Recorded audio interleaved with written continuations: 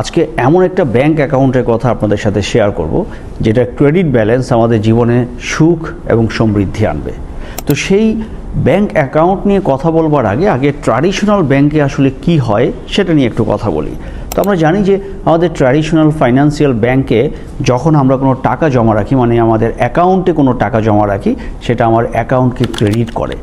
টাকাটা যদি তুলে নেই অ্যাকাউন্টকে ডেবিট করে। তার মানে একটা ফাইন্যান্সিয়াল ব্যাংকে যখনই কোনো ট্রানজ্যাকশন হয় সেই ট্রানজ্যাকশন আমার অ্যাকাউন্টকে ইদার ডেবিট করবে অথবা ক্রেডিট করবে। তো এই কনসেপ্টটি আমাদের হিউম্যান ইন্টারেকশনেও আমরা ভাবতে পারি যে আমি যখন কোনো মানুষের সাথে ইন্টারেক্ট করি, যখন কোনো মানুষের সাথে আমরা কথা বলি, হাই হ্যালো করি, মানে যে কোনো ধরনের ইন্টারেকশন, ওই মানুষটার মনে আমার এই ইন্টারেকশনটা ইদার একটা পজিটিভ ফিলিংস তৈরি করবে কিংবা নেগেটিভ ফিলিংস তৈরি করবে। হ্যাঁ, কখনো কখনো নিউট্রাল ফিলিংস তৈরি করতে পারে, বাট ইউজুয়ালি আমাদের প্রতিটা ইন্টারেকশনে একজন আরেকজনের মনে আমরা হয় ইতিবাচক কিংবা নেতিবাচক একটা ফিলিংস তৈরি করি।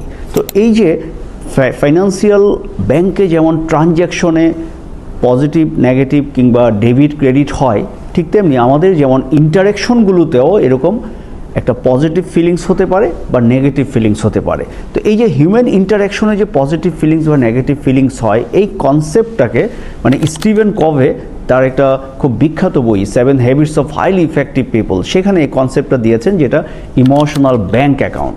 তো ইমোশনাল ব্যাংক অ্যাকাউন্ট হচ্ছে এমন একটা ব্যাংক বা এমন একটা অ্যাকাউন্ট যেটা আমি বললাম যে আমাদের ইন্টারাকশনের সময় আমাদের যদি অন্যের মনে আমি একটা ইতিবাচক ফিলিংস তৈরি করি সেটাকে বলা হয় ক্রেডিট, যদি নেতিবাচক ফিলিংস তৈরি করি সেটাকে বলা হয় ডেবিট। তার মানে আমাদের এই হিউম্যান ইন্টারাকশনে ইদার আমার ইমোশনাল ব্যাংক অ্যাকাউন্টে ক্রেডিট হবে অথবা ডেবিট হবে। তো আমরা আমাদের এই ইমোশনাল ব্যাংক অ্যাকাউন্টে যত বেশি ক্রেডিট করতে পারবো, মানে আমার সাথে অন্যের ইমোশনাল ব্যাংক অ্যাকাউন্টে যত বেশি ক্রেডিট জমা হবে, মানে ব্যালেন্সটা যত ক্রেডিট হবে, আমাদের জীবনটা তত সুখের হবে, তত আনন্দময় হবে, কারণ আমাদের তখন সম্পর্কগুলো মধুর হবে। তাই আসুন আমরা আমাদের ইমোশনাল ব্যাংক অ্যাকাউন্টে বেশি বেশি করে ক্রেডিট করার চেষ্টা করি।